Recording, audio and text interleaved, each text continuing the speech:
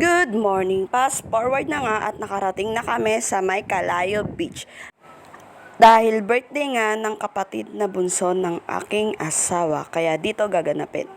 At pinapark na nga yung van na sinakyan namin.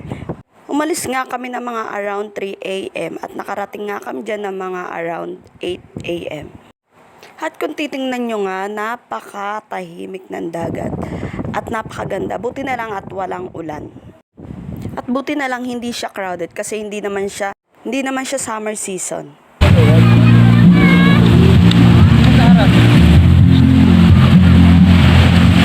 At kung makakapunta nga kayo sa may Calayo Beach, marami ring mga activities na pwede nyong gawin dyan.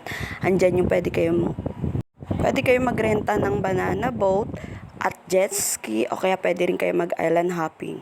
At buti nga ay na-invite kami dito ng hipag ko kasi talagang maganda rin naman for stress-free. At syempre paminsan-minsan kailangan din natin mag-relax.